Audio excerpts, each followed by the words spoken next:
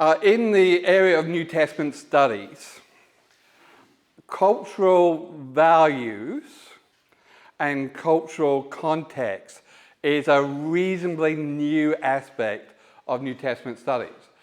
It's not that beforehand they weren't interested in culture, but before that they tended to think in terms of culture as different clothing and different food that you eat or different tools that you use. And so they would ask those kind of questions. But increasingly, through the 70s, 80s, 90s, it was about cultural values, the assumptions that you make about the role of what does it mean to be a family, what does it mean to be a husband or a wife. Those things we think, because we use the same term, that it means the same thing when we read it in the Bible. But it's not necessarily the case. It can actually mean something quite different. I'll jump to this because I think it's really weird, but it's in the notes. It is more important to a first century male that their sister behaves than their wife behaves. Because if a wife misbehaves, you can divorce her and send her back to her family. But if your sister misbehaves, then your whole family honor goes down. And that was true in the biblical world, certainly not true in this world, in our culture. But what they call honor killings comes from societies that still have that same kind of value, that it is possible for a daughter in the family to dishonor the whole family, whereas we would say they're an individual, that's their problem, they're the black sheep of the family or whatever, it's just them. But in some cultures, and we'll get to kind of why this is, but in some cultures, they don't think individually, they think collectively. And so the loss of honor for the family affects all the people in that family. And so while we might just think that, well, we have sisters, we have wives or spouses or whatever you have. I have a sister and I have a wife. So in my story, that's what I'm talking about. In my experience, of course, Colleen, in the nuclear family that we formed, is the most important person in my world. And my sister, she's a nice girl, nice lady, doing very well. But what she does in Victoria is going to make no difference to my reputation here in Adelaide. It's just a different world. And when you start to think of that, it's very quickly you can see that culture is very different around us. Us being a multi-ethnic community with diversity, it means that we're more familiar with different cultures, and we start to see that values are different and expectations are different. And so we have developed what is considered a low context culture, which means that if you're talking about something, you have to kind of provide the interpretation and the meaning that goes with it. In a high context culture, everybody has the same experience, cultural experience. So you don't need to, if you've spent your whole life growing up in a village of 500 people, you don't have to provide context to them. You're all talking the same thing. You've all had the same experiences. But when you live in a world of 1 million people of all different backgrounds and experiences, you have to learn to explain yourself and give culture and context. So what happens is people like us who live in a low context culture expect that if you're telling me a story that has a different cultural meaning to it or different cultural context to it, that you explain that to me. So when we read the Bible and the author doesn't explain it to us, we think, well, he must be talking straight to my culture, one-to-one. But it's actually, he's in a high context culture, so everybody kind of knows what he's saying. And we're in a different culture, we don't know what he's saying. And so that became much more with understanding of culture, sociology, the different perspectives, postmodernism, all that kind of stuff. It became more, biblical scholars became more aware of it. And so they started to explore the context of the Mediterranean first century culture, Greco-Roman culture. And my PhD is actually in social scientific criticism. So on that side of the New Testament scholarship kind of stuff. I don't encourage you to read my PhD, but I do have copies. But yes, anyway, so for me in the 90s, I became much more aware of the socio-cultural background kind of stuff than I got when I actually went through my initial training in the beginning of the 80s. And so the books that were coming out, and I've got two of them mentioned there, one by Bruce Molina and the other one by David De Silva. If you want to pursue this at all, the David De Silva book is a really useful one.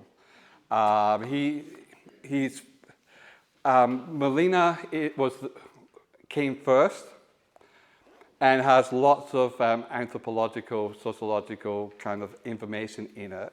De Silva came after, and he was more interested in taking that information and communicating it to people who are reading the Bible. What does this, I'll tell you what this culture is, and then I'll show you where it's discussed in the Bible and stuff. So it's a little easier to use. So if you want to pursue this, but I've got in here information about a whole range of things, more than we can discuss, but it will give you a bit of an intro to the kind of conversation and start to alert you to things that you might be aware of. There's actually a, I think Molina is one of the editors, but there's actually a copy of the Gospels, and I think a copy of Paul's letters at least, with social scientific commentary in it. And so instead of telling you about the meaning of the verse or whatever, they actually just talk about the context. So if you were to do some Bible study, wanted some kind of context, those are kind of recommended texts. But this is just to kind of get you aware of those kind of issues.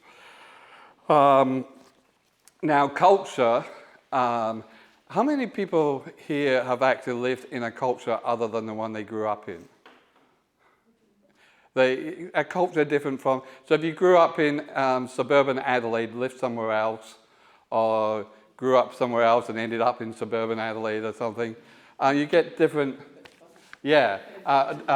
And I was 21 when, I was born in Scotland, but I actually grew up in Melbourne. When I was 21, I went off to America, United States, to study. Went to Kentucky to study.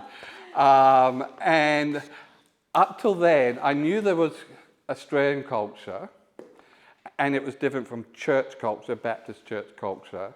But I actually thought Baptist church culture was standard, because we got it from the Bible. And so, and so everyone around the world would be, the same. And so I got to Kentucky and went to Mount Freedom Baptist Church, and which is one of the Southern Baptist churches. But Mount Freedom Baptist, as I came to the church, the deacons are outside smoking. Nobody at Canberra Baptist smoked. And if they did smoke, they kept it very quiet and lots of mints and all that kind of stuff. But in Mount Freedom, these people grew tobacco. I mean, that was like, it was a big tobacco growing area. They, if they weren't growing tobacco, they were running racehorses. And so it was like, the actual Mount Freedom Baptist was actually in a dry county. So there was no pubs or alcohol publicly sold. But they did manufacture bourbon and export it. So they did the whole Kentucky kind of experience kind of thing. Yeah. And the women chewed gum. I mean, I've never seen an adult chew gum. And to see the ladies of the church chewing away, because for Americans, fresh breath seems to be like a high value. And so the women, are you eating or chewing gum? Yeah, chewing gum, there you go. So you'd fit right into Mount Freedom. You could be a Southern Baptist lady. But I've never seen that. And so that's kind of weird at one level. But, and those are little things. But what surprised me was at the front of the church, there was an American flag. And we had taught as Baptists the separation of church and state. That's a kind of fundamental Baptist value, and it's held by Southern Baptists just as firmly as it's held by Australian Baptists. But they saw no problem with separation of church and state and having a flag in there because really they were American Southern Baptist Christians.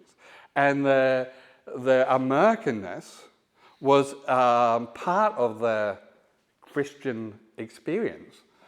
And that was weird. They balanced it by having a church flag on the other side. I've never seen a church flag, but they had a balance to it. But that seemed to me to be like a fundamental value. But they were as Christian or more Christian than I was. I mean, it wasn't that they were less Christian. They just didn't see a problem with a national flag in the sanctuary. They weren't, in their mind, they were able to hold both. America is a Christian nation with the idea of separation of church and state. They just kind of held that. And that was kind of my realization that people just think differently.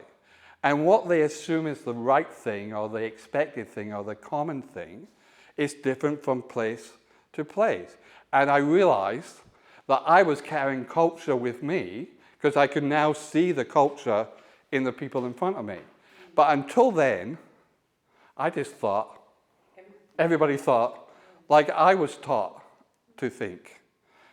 And so it's in most of the studies of this kind of stuff, they talk about the goldfish not knowing it's in water because all it ever does is swim in water.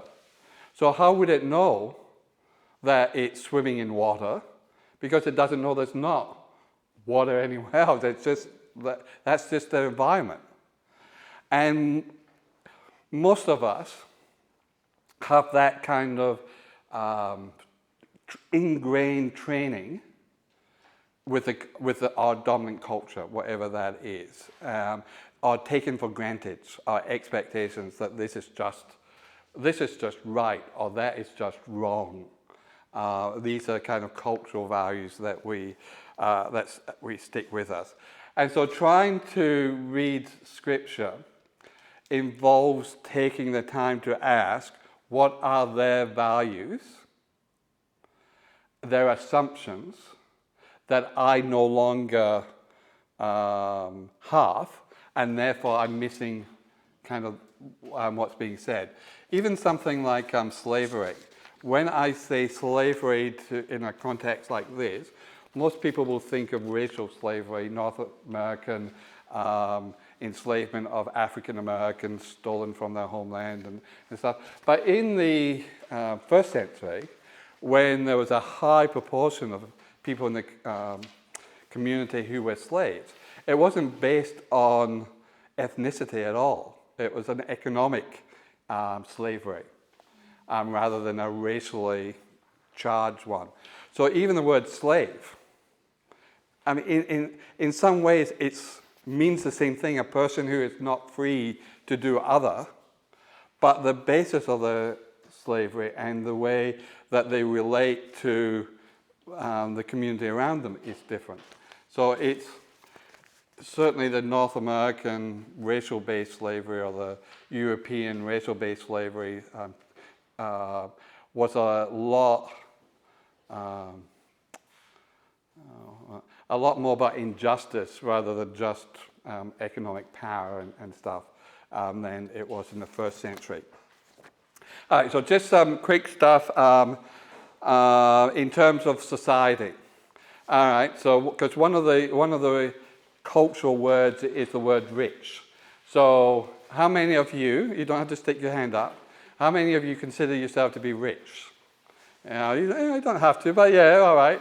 I see the back row, the front row is less certain, or the front row is aware that people can see them stick their hand up. And so just in case somebody comes asking for something afterwards. But in Greco-Roman society, there's a kind of top, the very top of the pyramid in Greco-Roman society is about 0.04%. And that's your emperor and that's your billionaire kind of class. I mean, it's too wealthy to even imagine. But when you get in terms of wealth, and there's about 3%, so the very top, and those who work for them. So there's a kind of the powerful, the rich and powerful, and their retainers can kind of fit in that top 3%. Then the next level down is about 17% of the population who have moderate surplus in their lives. 25% have a kind of stable existence near the subsistence level. Sometimes they drop below it, but by and large they're kind of stable at that subsistence level. And then 30% at subsistence level, often falling below, and 25% are below subsistence level. So for most Australians, I'm thinking that they fit into the moderate surplus category. Working people, people with some savings, superannuation or whatever, people who have owned their own home, have a pension, whatever. Most Australians fit somewhere into that moderate surplus. But in the biblical world, that puts you in the top 20% of the economic strata. So when you're thinking about wealth, rich people, we probably fit in there. Not everybody, certainly not everybody, but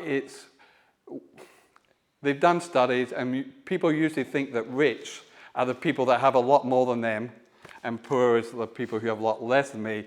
I'm just in the middle. Well, we're not in the middle, certainly not in the biblical world.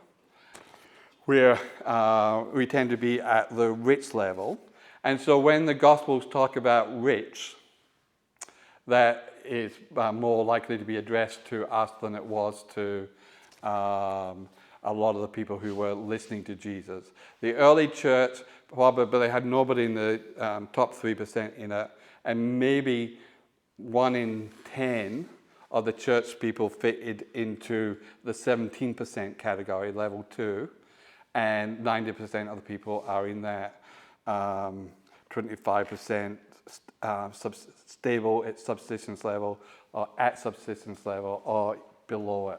So that would be where the majority of the church is. So when Paul talks about collecting an offering from them, he's not talking to people who have much, certainly not in terms of the majority. So And I should say here, slaves aren't in this list because the experience of being a slave depends on what household you belong to. If you were a slave of Caesar, you were in a very wealthy context, and so you didn't have to worry about your next meal or your accommodation or stuff like that. You could be treated harshly. I mean, I'm not saying it was a good life. Some slaves were well cared for, others weren't. But your actual, your closeness to starvation or not being able to support yourself, that wasn't an issue. If you were a slave in a farming community or stuff, you were less secure. So a slave just depended on which unit they belonged to in that. Most of the wealth in the first century is based around land. It's an agricultural-based context, not an industrial-based context. It would be another 1600 years before the Industrial Revolution and things started to change. But before that, land was the basis of the economy. What do we know about land? It doesn't expand. It is just there. And so in the first century economy, it's a limited good. There's only so much to go around. So, and this is why you shouldn't sit in the front row, if Anne has a whole lot of it, that means lots of other people have none of it. It is almost impossible to be rich without it being at the expense of the poor, because it's a limited good thing. I mean, in our culture, Bill Gates can build a company and make himself super rich without taking the money from other people. He sells them products and he becomes rich. But in the first century, you kind of had to gather land or acquire land or take it over or conquer it if you were military. But also, if somebody gets into trouble, you lend them some money, they can't pay it back, and then you take over the land. So you're acquiring it at somebody else's expense. So the term rich tends to carry with it a sense of greed and taking what might belong to the larger community. And so the expectation that the rich had an obligation to care for others because they had pulled the wealth to them is a kind of standard kind of expectation. All of life's goodness is in short supply. And so the person who has too much or lots is probably ungodly. I mean, okay. Now, it's true that there were rich people who were godly. I'm not saying that it's not. And rich people could see it as a blessing from God. But even if they were seeing it as a blessing from God, a lot of people were suspicious that they are probably, if they hadn't lied and cheated together, their forefathers had lied and cheated together. And so wealth is seen differently. So who are the wealthy is seen differently. What it means to be wealthy is seen differently. And I think I mentioned at another time that when we talk about separation of church and state, that's a modern concept. In the first century, everything is embedded. One of the titles of the Roman Caesar is Patra Petri, Latin, for the father of the country. So it's kind of like he's the top of the tree. But he's also called Pontifex Maximus, which for the Catholics in the crew should remind you of the Pope, because he's the chief priest or the high priest, because he's at the top of it, and you don't say, well, it's almost like the Church of England, with the king being the head of the Church of England. It's still that kind of, it's not truly separate church and state, which is why the Baptists complained about that back in the 17th century. Nobody's listening, but someday, someday. All right, so that's just some economic stuff. Question or thought?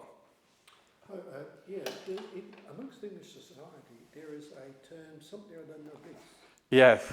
I can't remember the rest of it. Yes, so that's nobility. So the obligation, I think it means something like the obligation of the nobility, meaning to say, yes, you've got all this stuff, so therefore you have an obligation. To whom much is given, much is expected. That kind of yes, and it should be a duty, but it's like a voluntary duty, and so some people actually are generous and are philanthropic. Other people are just acquire more land and more power that goes with that. So maybe the fundamental difference between our culture and their culture is a difference between individualism and embedded personhood. Descartes says, "I think, therefore I am." That's a very individual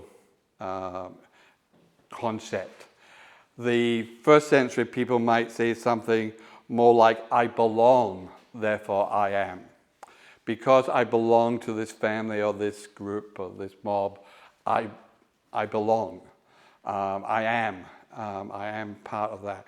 And when I tried to preach on the Trinity last year, one of the things I was trying to say that if you think in terms of Western individuality, it means God in three persons is a kind of nonsense. Because God is three individuals who are one.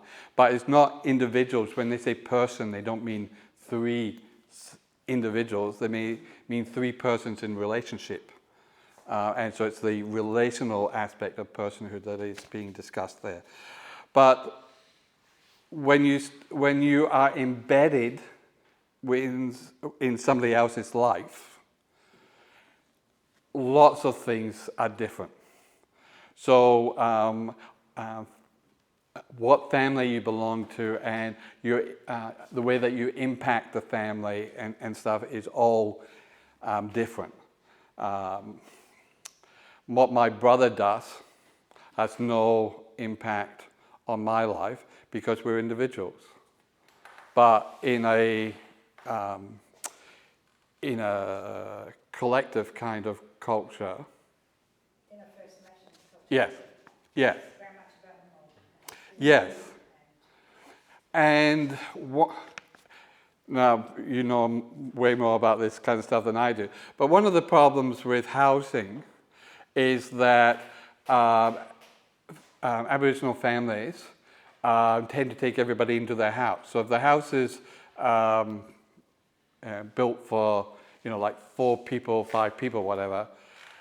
Because in Western culture that's a nuclear family, but that's because we think in that individual kind of time. But if it's all the family, then of course they turn up and everybody stays, and you suddenly get 20 or 25 people. Yeah, and when it comes to child protection issues and stuff like that, they won't send them back into overcrowded place. Because that's not right, but it's just not white, so certainly not Western. And so there's a different expectation. But it's not just about they think differently about houses, it's that they think differently about what it means to be a person. They're not thinking individually, they are collectively.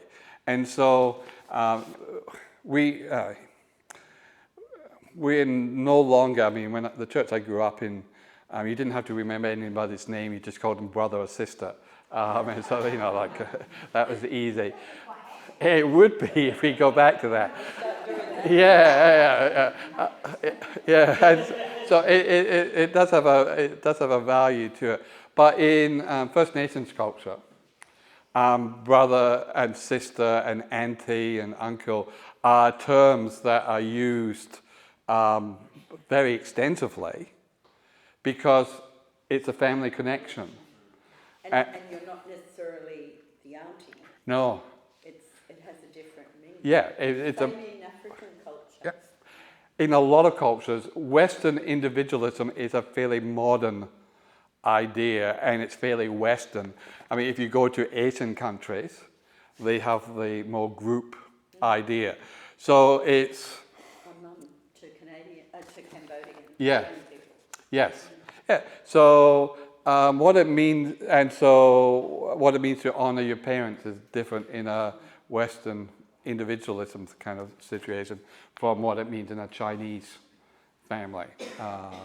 So those cultural differences are there when we engage with it.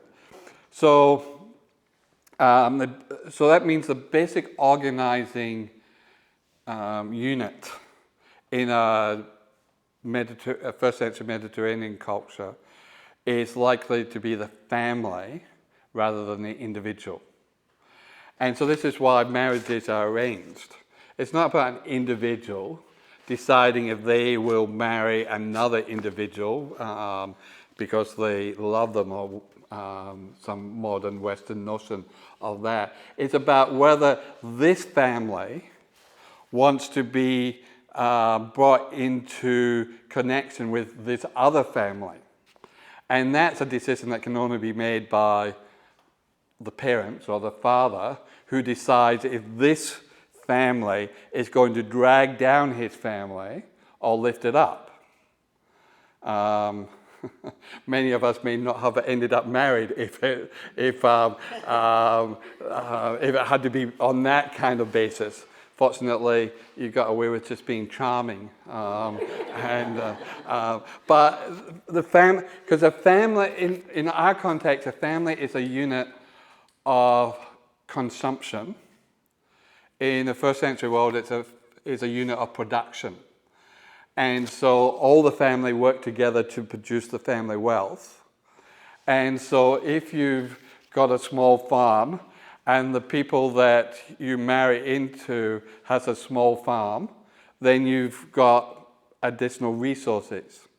If you've got a small farm and they're destitute, then your resources are going to be dragged down. And so obviously that's not a good match for it. And so the whole process of thinking is different. It's no longer about whether you like one another or whatever. You can learn that.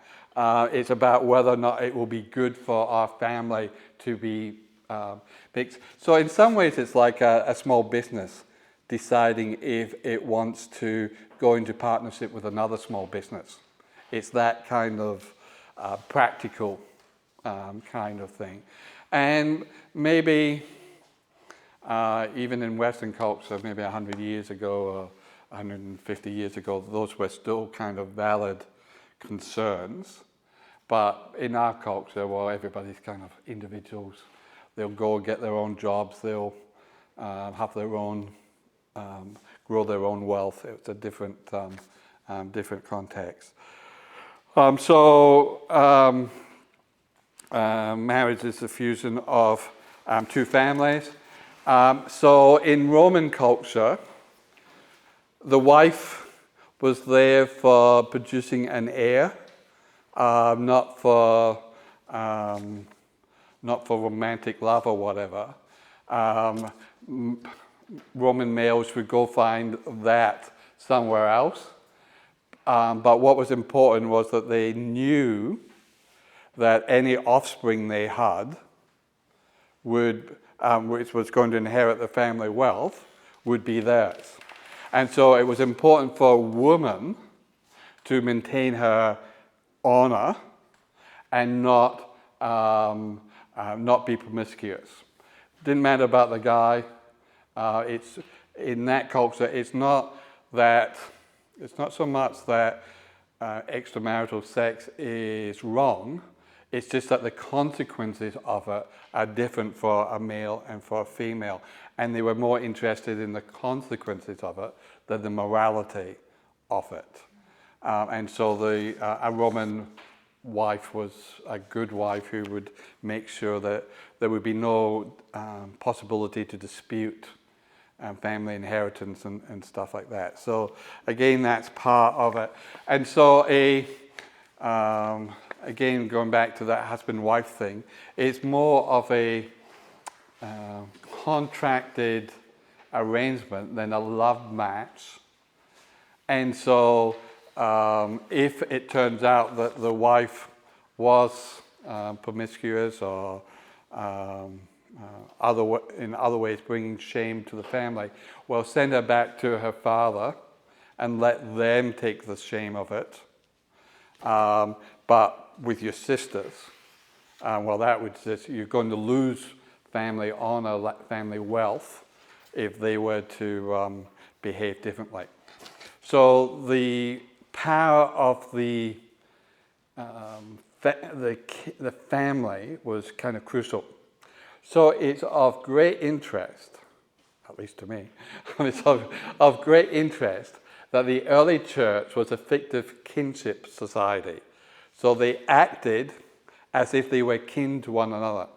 So in the Bible, when it talks about brothers and sisters, it's not a term of politeness, it's a term of belongingness. And so in the early church, they were forming families.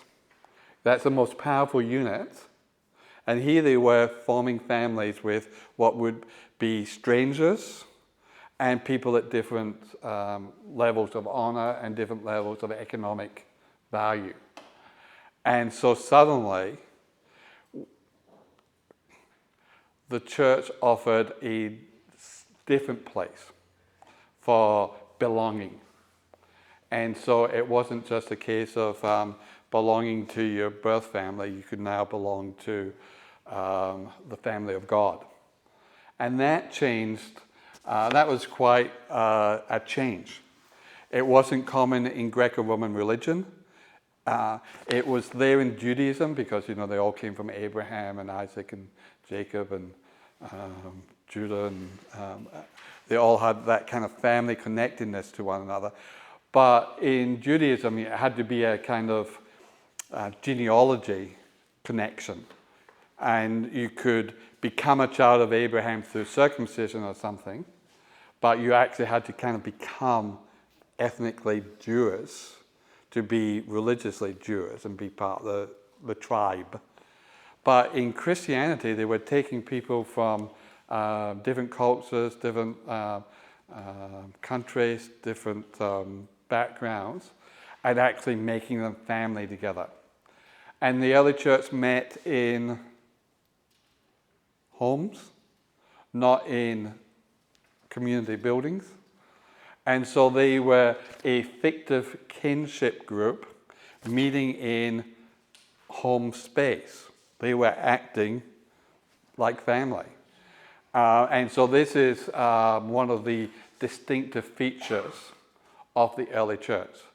And to the question of women and stuff, women belonged in private space, the home space.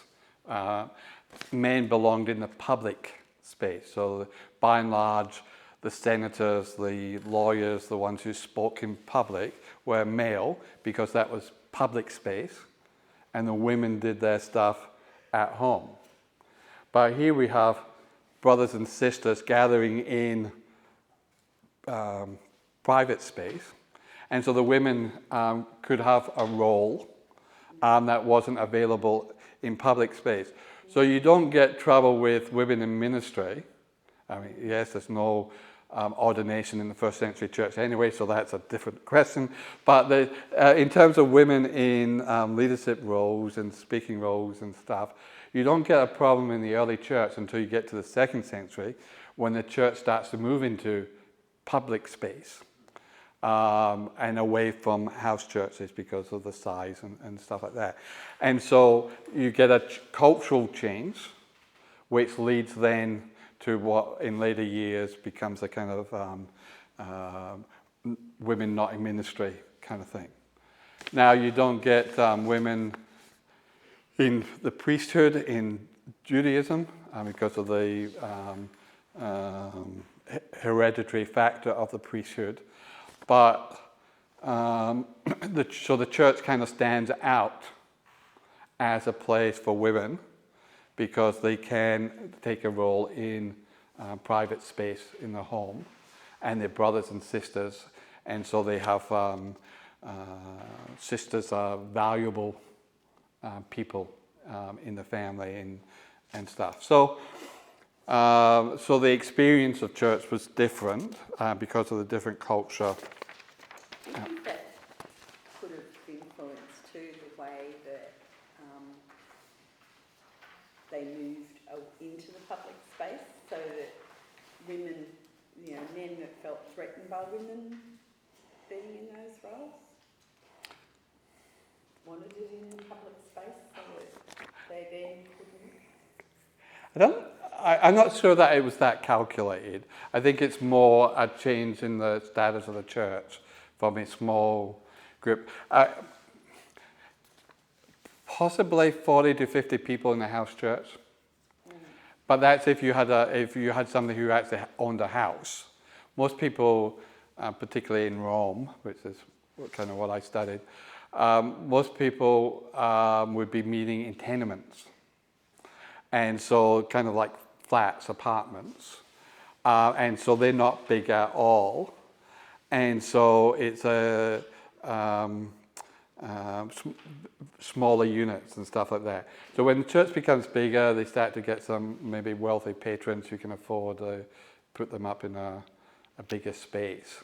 Then they start to get into public space, and then when they start to try and defend Christianity against Greco-Roman pushback, because now they're visible and stuff, they're back into public space rather than private space.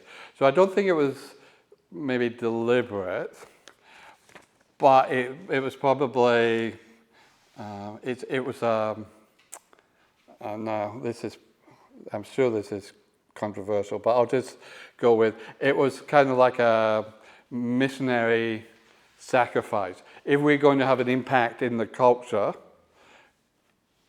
you women have to stop being leaders, kind of thing. So it was probably dressed up in this is, if we're going to reach the world, we can't afford to be ridiculed. And if we have women speaking in, then there's possibility for that. So it gets caught up in culture, but most of those things happen slowly without reflection. It's only when you step outside and look back that you see things. Yeah, John? So in an honour and shame culture like this, if you lose honour, I assume there's a way to regain that over time? Or? All right, let's move on to that. There's two basic ways to carry honour. One is ascribed honour, and the other is acquired honour. So ascribed honour, if I've got this the right way around, this is the top of page 5. Ascribed honour is what you get from being born. If you're born into the right family, so Jesus' genealogy is about ascribed honour. And acquired honour is what you win from other people as you act honourably and more honourably than they do stuff. So lost honour has to come from acquired honour, and it's really hard to get back into the game. Because if I'm I'm a white male, so I have high honor, so that's it. And to allow myself to get into an argument with someone of lower value, honor rating, is stupid. Because all I can do is lose honor, I can't gain honor. Proving myself to be a better person than the village fool isn't going to do me any good. So if I get into an argument with them and lose, all I do is lose honor. And so if you've lost honor, it's really hard to get back in the game because you're no longer, the people that you used to be on level with now are, so they're not going to invite you to dinner because you can't honor that. And so you then have to kind of work your way back in through patronage. You have to find someone who is willing to take you under their wing and kind of bring you to the right meals and stuff like that. But again, you would have to ask, why would a patron do that? It appears foolish for a patron to take on people who can't bring them anything. Sounds like Emily Bronte. Novel, It is. Well, it is. It's that kind of, and social ranking is important. And where your dukes and your earls, if they're different, I don't know if they are, but if you kind of know where you fit in your ranking, and so you don't consider marriage down, and so you're looking for a very virtuous female to kind of bring into the family, so they won't dishonor it. But if they've got nothing, destitute, then you're back to what's it? Anyway, one of those literature novels that seem to be made into movies with Hugh Grant, Sense and Sensibility or something, or something like that. But it's a very calculated basis, and so the church actually stands out by being quite different to that. But you see it in the Gospels when Jesus is interacting with other males. And so somebody will come and call him rabbi. Right? So that's a title of honor. And then they'll test him. So when the lawyer, which is a biblical scholar, comes to test Jesus and begins with an acknowledgement that you're at my level, and we'll just see if we can knock you down a bit, put you to the test, then it's the crowd around that decides who wins that kind of exchange. And if in the Gospels, Jesus tends to win those exchanges because Luke is, the other Gospel writers, is telling that Jesus' honor rating is high, and those who would pull him down are low, and therefore you would believe Jesus rather than it. So it very much matters. Nepotism is a bad thing in our culture. It's illegal, I think, in where they can. You're not allowed to employ someone in the public service just because they're a relative. There's other ways around that, I'm sure, but I'm sure that's illegal. But in other cultures, what is expected? Because, I mean, what is the point of being family if you can't get the nephew? And so it may be 3 steps removed, but you get a call from your uncle, who's their uncle or whatever, saying, Stephen's hopeless, we can't get him a job anywhere, give him one of these jobs. And particularly in Egypt. yes, yeah, because it's still that kind of culture. And it's expected, it's appropriate. But in our culture that seems different. So again, in biblical stories and stuff like that, you will see that kind of expectation of it. So one of the ways a father maintains his honor rating is he makes sure that his children obey him. A father who has rebellious children is going to drop in the honor rating. And once you drop in your honor rating, that means other people will not deal with you. So you start to lose your capacity to engage in trade or borrow money or whatever. And so your ability to survive is going to go down. So think of the prodigal father who has a rebellious son who takes away, a third of the family wealth and wastes it.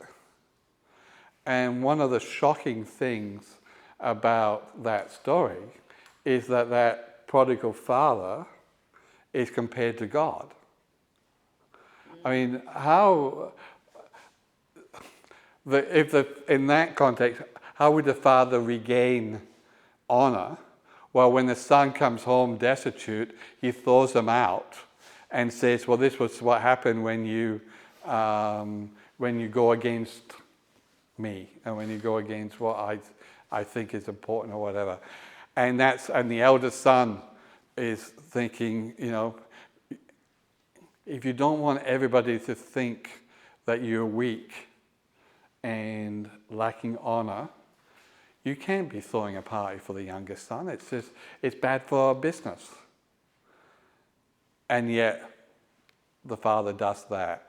And so, while we often concentrate on the grace that is given to the returning son, early audiences would have been shocked by the fact that God could be portrayed as that kind of weak father.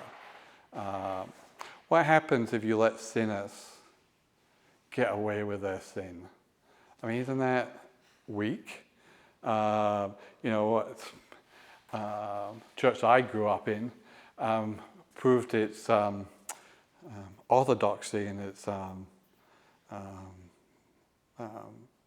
own holiness by making sure that anybody who transgressed was excluded until they earn kind of their way back in. But that's very much the way of the world, but it's certainly not the way of the gospel as shown in those parables. So the cultural kind of context starts to open that up. And one of the things with parable is always a story with a twist. And if you can't know what the twist is unless you know what the expected response is. So in the prodigal son story, the expected behavior of the father is to reject the prodigal for being wicked and bringing the family into dishonor. But because we know that's expected, that's what the crowd was expecting. When Jesus gets to the point where the son is welcomed home, the father runs to greet the prodigal and embraces him and takes him back and stuff. That's the bit that is shocking to it. So I didn't mention this when we were talking about limited good, but go back to the parable of the sower, the guy who just throws grain on good soil, but also throws it on a pathway. How? Limited good. You can't afford to give away grain. You eat it or you plant it. And God is seen as just throwing his seed over everyone. And then it's up to the ground to decide if it's going to respond and grow or not. We would expect God to be much more precise and only make sure that the gospel came to people like me, who were worthy and deserving of it, and not just indiscriminately scattered across everyone, because who knows who you get doing that. But again, we sometimes miss the how unusual God is, because we don't know enough about how wasteful that is. We like a good return on our investment, but God is a bit wasteful. Maybe he just needs a good accountant to get him back online. Or maybe there are no good accountants. Doesn't mean there's bad But yeah, God is just extravagant with his grace. So honor and shame. So the honorable person has to protect their boundaries, and it's like your credit rating. Maybe you can get through a day to day with a bad credit rating, but you can't do anything. You can't get a home. You can't get a new business. You can't protect yourself when you get in trouble if you've got a poor credit rating. You need a good credit rating. And so making sure that you maintain honor, or for the woman, maintain positive shame. In this discussion of honor and shame, shame isn't the negative feeling bad about things. Shame is a positive emotion where a woman will behave in a way that contributes to the honor of the family.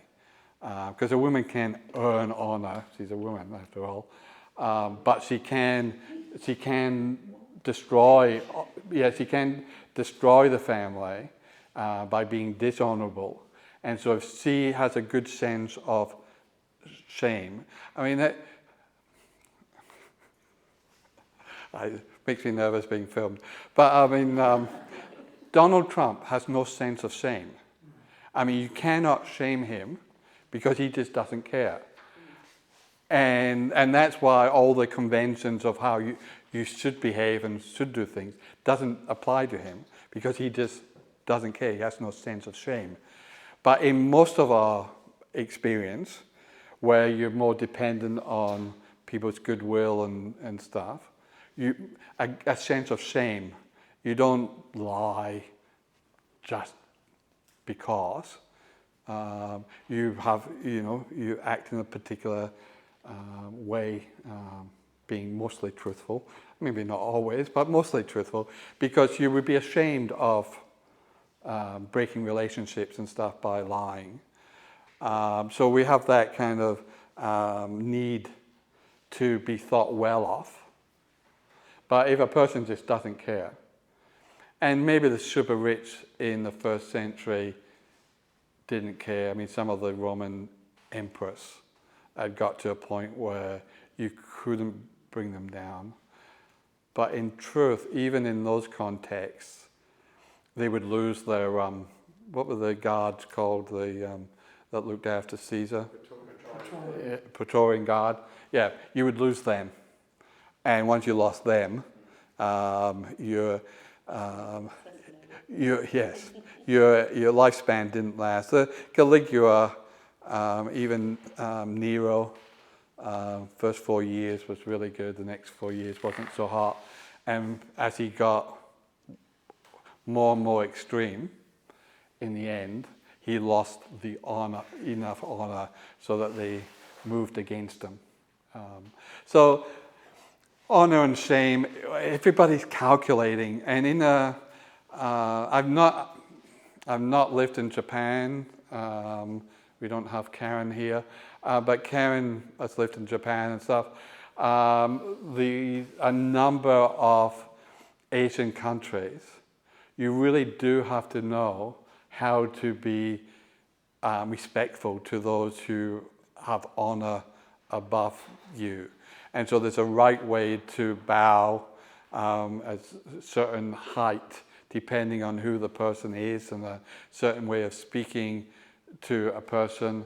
I always, for me, it's because I've never been to Asia and had that experience, it all comes from movies of Italian mafia. The Godfather kind of thing where the Godfather will say, I like you, but I'm going to have to kill you anyway because you've dishonored me. And if I don't kill you, people will think I'm weak and everything will fall apart. And so it's not personal, really. It's not personal. You're just going to have to die.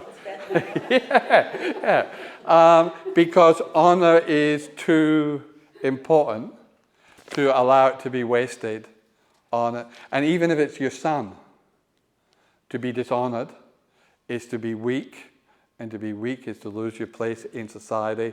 And in the end, everything depends on your relationships with others. So you have to hold that. And so it's for the good of the family.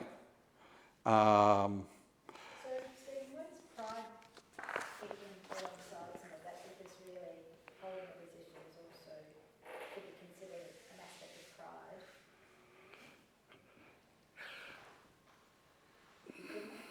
As a question.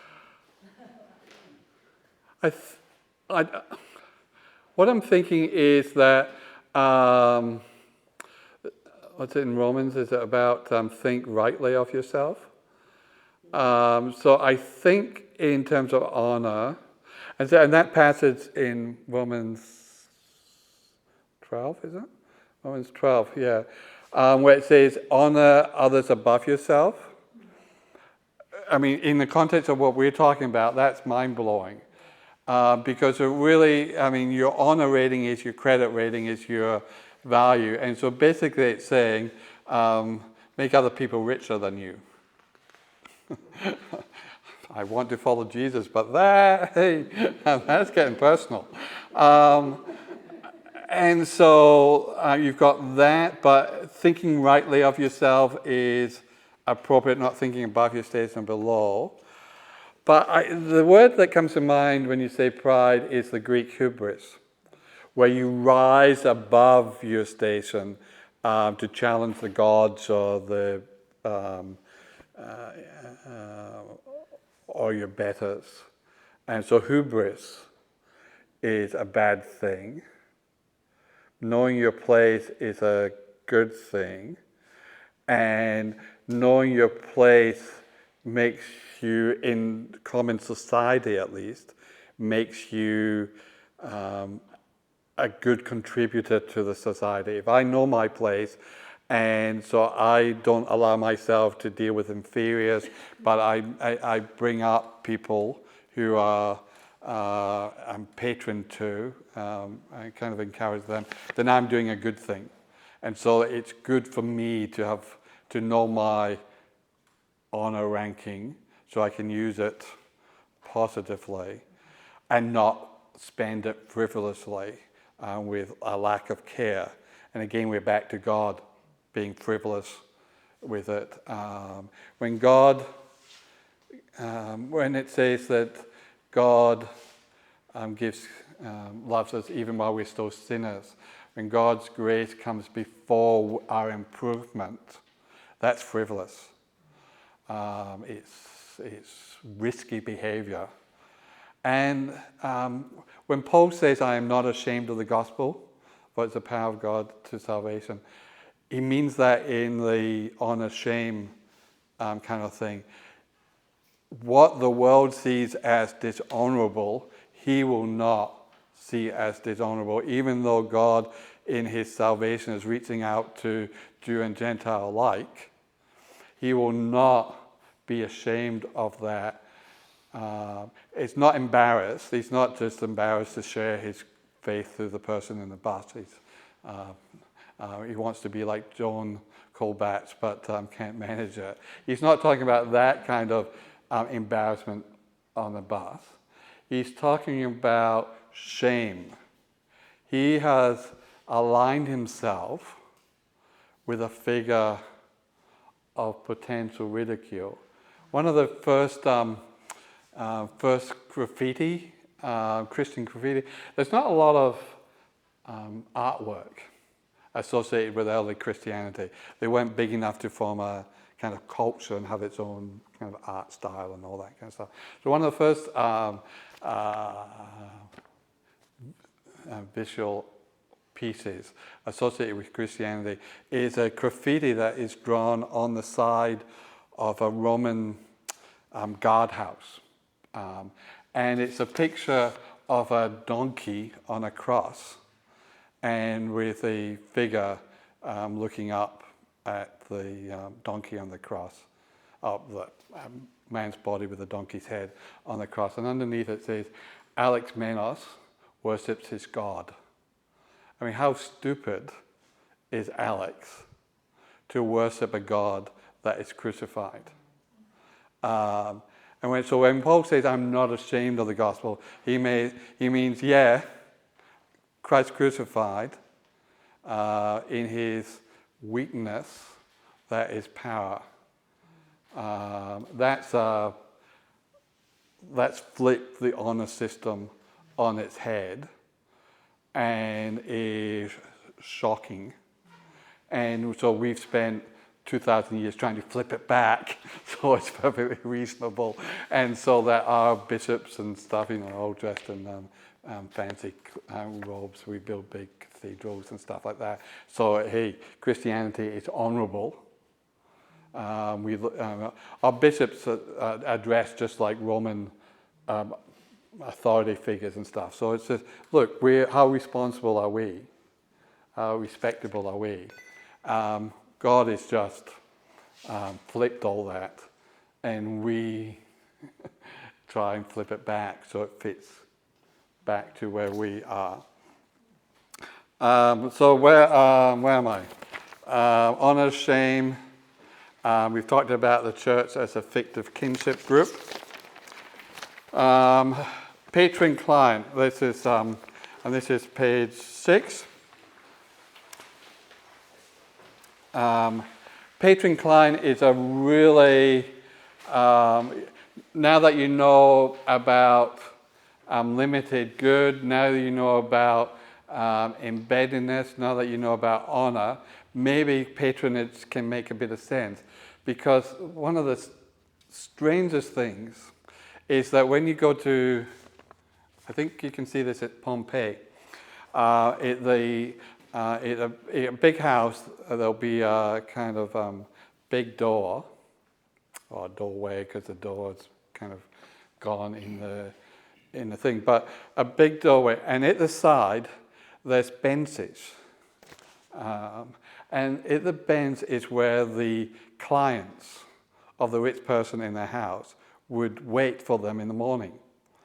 And so maybe it's to get an audience with the patron and stuff, but it's also when the patron comes out the house to go down the street, the clients come behind him saying, what a wonderful person he is. That Russell, he's just wonderful. He does great things. And so they're telling everybody how great Russell is.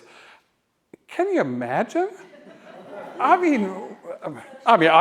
guess you can imagine Russell. Yeah, I guess you can imagine that. But can you imagine a world where that was thought normal? I mean, that's just like...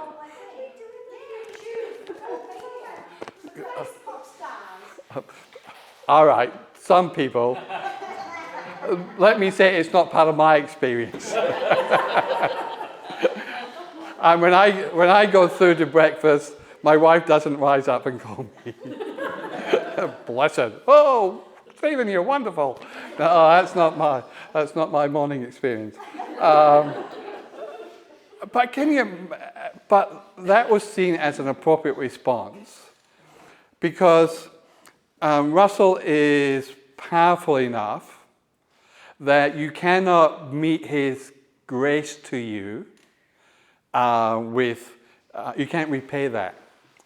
So what you do is you repay it with thankfulness or gratitude, because that way you're showing that you were worthy of receiving it, because it wasn't wasteful. He gave it to someone who would appreciate it and do what they can to reflect it back. And so in first century culture, Russell giving me something, benefaction, is called grace, charis, and me giving him thanks for that is called charis. Same word, because it's part of that same interaction. And so one of the things that happens in the book of Hebrews is that there's an issue here with it. God has been graceful, but the church that is addressed, or the people being addressed in Hebrews, aren't being grateful back. And the writer to the Hebrews is horrified. I mean, what you've got, God has been generous. The proper response to that is thankfulness, grace meeting grace. And as Paul, I think this is in Romans, some of the issues with Gentiles is, maybe this is Romans 9, 10, 11. Maybe there, some of the issue is it's a waste to give it to people who are unworthy, like the Gentiles. Instead, it should only be kept for God's people, children of Abraham. But God's grace is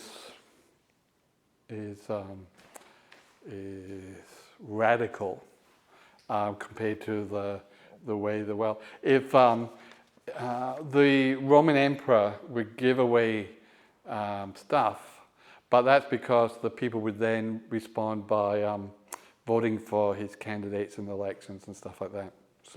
Still happens today, but under different rules. But I mean, it's still that process.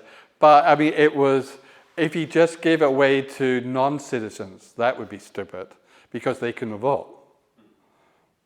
I mean, maybe that's why we don't look after refugees. They don't vote yet. But that's a different issue. Would an example of that be Yes. with the centurion Cornelius? Yes. Where his servants came to the disciples and said, look, he's great, he's deserving, please come, Yes. wah, wah, wah. Yes. So you've got a person of honor who is therefore worthy of receiving God's blessing. Jesus is seen as the broker of God's blessing, that Jesus is able to get it. But Jesus shouldn't give that away to the unworthy. He should give it away to the worthy. So those people think they're doing the right thing by saying how worthy he is. But one of the things that we see about Jesus and his brokering of God's blessing is that it goes to the woman with the issue of blood as well. And so it's not only given to the people whose status is it. Back to last week and the confusion the Pharisees are having with Jesus dealing with sinners. He's blowing honor points all over the place. And why would God give his blessing or grace to these people? Because it would be wasteful. It would just fall on hard soil. It's not going to return anything. It's just bad use of resources. The generosity of God kind of stands out against a society where patronage is very carefully constructed. And so finding a patron is a great advance, but most patrons will only be taking people that will add to their status in some way. Inviting people to dinner is usually a reciprocal arrangement. You only invite someone who can invite you back, or you only invite someone who is at the same kind of honor ranking. You can invite clients, but again, they're there to talk you up with others. Whereas the eschatological banquet, God invites those who are unworthy, those who come from the highways and the byways and the hedges and stuff they brought in. That would be no self-respect. Well, no honourable rich man is going to do that. That was just, it's not just blowing a meal, it's honorating his reputation when he does stuff like that. So patrons, reciprocity, talked a bit about grace there. The word friendship in the culture is usually to do with people who are of a similar honor rating. So you've got patrons and clients, but you can have friendship as people of the same rank.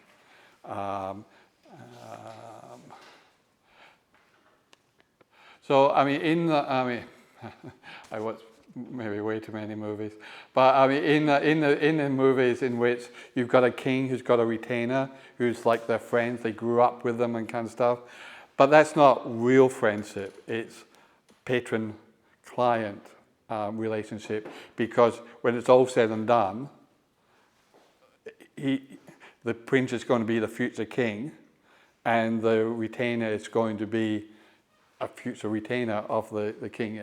It's not equality, it's not friendship in the first century kind of thing. The reason it gets into our movies is because it looks like it's friendship. Because you can understand a person, they grew up together, they're from different backgrounds, but they're friends. What's that?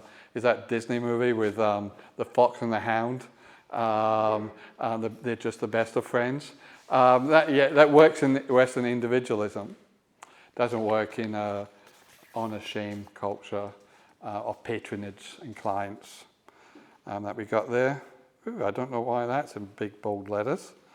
But on page 7, it suddenly became large font. But purity codes are a way of talking about things that are out of place. So we've talked about cleansing, purity, impure stuff in terms of the temple and stuff. But in general culture, first century culture, impurity is something that's out of place. So think of dirt. Dirt in your garden is soil. Dirt in your house is something that needs to be swept up, kind of thing. So it depends about where it is. And so something that is pure is in the right place. Something that is impure is in the wrong place. So a sinner in the temple is impure because that's not where they belong. And in our culture, we have similar kind of rules. We try, Chris's speech tries really hard. And so we do get some homeless people coming to church on a Sunday morning. And we try and be supportive and what kind of thing. But it requires a kind of, we send Russell or Vicky over to talk to them, what do they need and stuff like that. Whereas on a Monday, yes, that's who you expect to be there. And so we get that kind of, there's a place for it, there's not a place for it. And so we will get to the bit where it doesn't matter if a person is there on a Sunday morning or a Monday morning, they just belong. That will be a step, because it's so easy for us to fall back into, this is a space for this kind of person, or this is a space for someone else. Even some of the stuff about women in the pulpit, they say, "Oh no, that's wrong," because in the cultural background, women belong there and not there, and so when they see them there in the pulpit, it's a cultural reaction to what is impure, rather than a thought-through reaction of what it is. I know. And that probably is a good place for me to wrap up this discussion on culture, because I want to say that in my understanding, just because it was first century culture doesn't make it biblical. The world of the first century is different from our world. And the church I grew up in thought of the first century as the golden age, because this is, the time of Jesus, the time of the early church and stuff, and it was like the golden age. And so one of our questions would be, and I'll stick with women in ministry because I actually wrote an article on that, but one of our questions is, as Baptists, is we look back and say, was that part of the golden age? Well, I've said already that I think it was happening in the church. But the question is backwards looking. Was it part of the golden age? Because the golden age is the culture of God.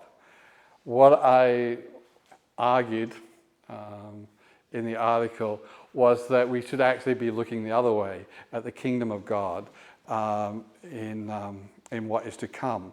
That is where God, there's neither male nor female, Jew nor Greek, slave nor free. That is the kingdom. And rather than look back to the first century and try and reproduce that culture, we should be looking to the kingdom, trying to reproduce that culture. And if we were looking in that direction, the question of male and female doesn't make much sense. But when we look back at that direction, well, of course the world is defined by male and female. It's an honor, shame. And because it's a culture of the Bible, we think that the Bible is affirming that in this, but we don't do it when it comes to language. The language of the New Testament is Greek, but we don't insist on doing church in Greek because we know that that was the language of the time, and that's how people spoke to one another. And what I want to suggest is that the culture of the Bible time is part of, no language exists apart from culture. Every language is embedded in culture. So there's no way to speak at the time of the Bible without speaking in a particular language and in a particular culture. So the argument back in mid-1800s in North America about whether the Bible favored slavery or not. Well,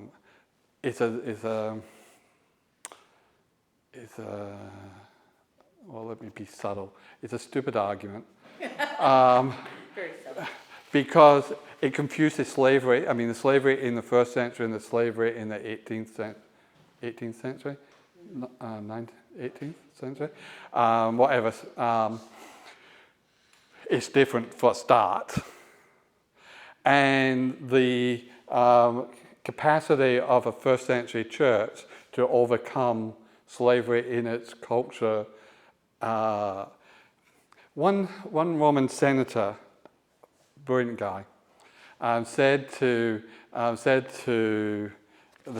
Senate, we should make all the slaves wear distinctive clothing so that we know who they are, because it's not racial based, you couldn't kind of tell between a slave and a freedman or whatever. And the rest of them said, you're an idiot. If they knew how many of them there were,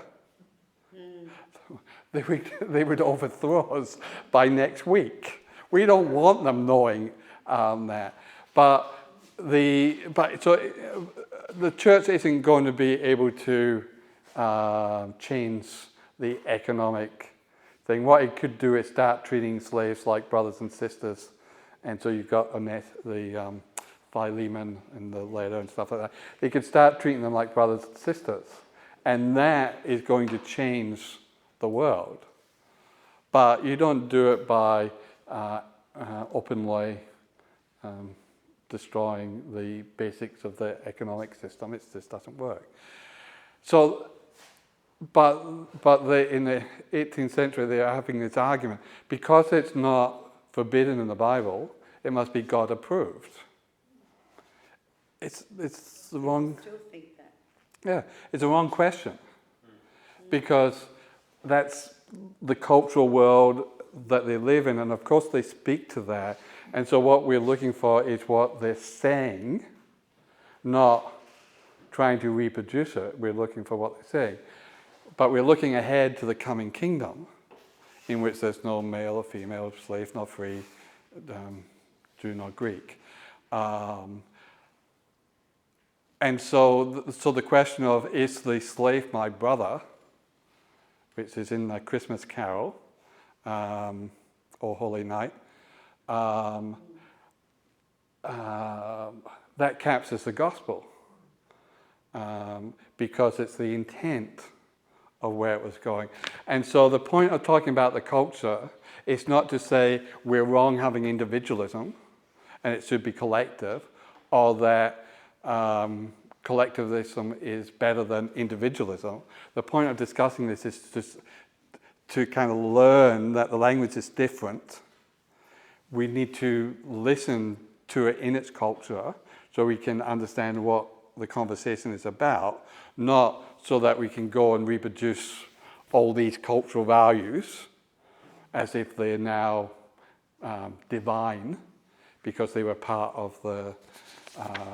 I mean, I'm sure nobody, well, at least hopefully not in this group, is advocating Abraham's practice of marriage, where he's getting himself an heir by getting his wife's handmaiden, and Jacob with what's it, two wives and two handmaidens and stuff. Nobody's advocating that as a biblical view of marriage. It's the culture and appropriate to the time. So we just need to, so I want to say we have to understand the culture, but we don't then need to actually make it God's culture. God's culture is the kingdom, and we're working towards that. We just have to understand the thing so that it makes sense. We can make it sense. Because no matter how great Russell is, I am not walking behind him, calling out, "Oh, Russell, you're so great." I'll leave that to Pamela. You, I'm sure, will be happy to do that. All right, so there weren't a whole lot of questions, was there? I was talking too much. No, I was talking too much. So if you've written some questions, you can give them to me.